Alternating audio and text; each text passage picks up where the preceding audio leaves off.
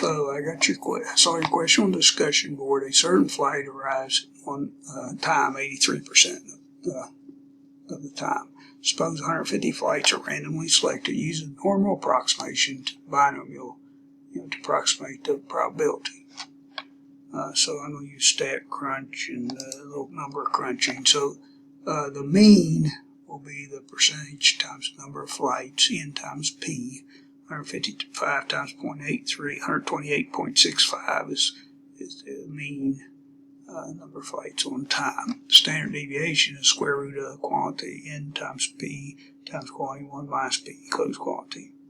So we already got n times p here, then 1 minus p. You put that in the calculator, it comes out to about 4.677.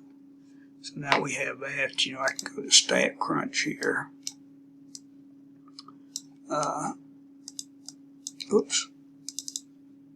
Stat crunch, and I'll come to the normal calculator. Go to stats, calculator. We want to use the normal distribution to approximate this for the binomial distribution. We found the mean over here to be 128.65 with a standard deviation of 4.677. And so on this first part A, 129 flights. So you need to do between, and you need to do the correction factor, which would be you got to go a half on each side of 129. So it'd be 128.5 to 129.5. Once for 129, but you got to go a half on each side of it. Click compute, and that gives you I guess 0.0849. That's a little bit off. Maybe they're using the binomial distribution here. Let's see. 128.65 or 0.677, yeah. Here we want greater than 129, so if you go here, you switch that to greater, and you got to do the correction factor, so you'd have to do 128.5. Click compute. We get 0.5128. And, you work these out similarly here. Just be to the left. Got to use the correction factor, so it'd be 115.5.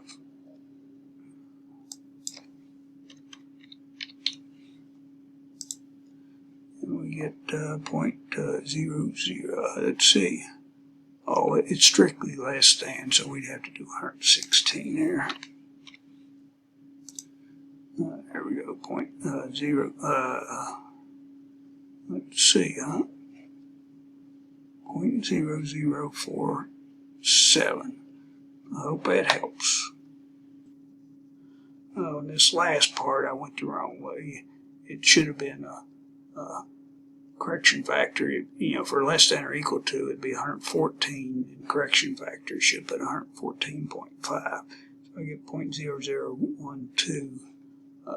Now that's just an approximate. I'm using a normal distribution.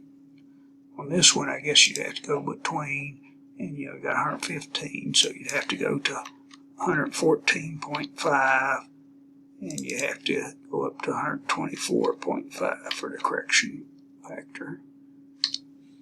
And you get 0.1862. I know they're a little bit off, but these answers should be acceptable because we're only approximating it. We're not finding the exact value. You use the binomial distribution to get the exact value. Hope that helps.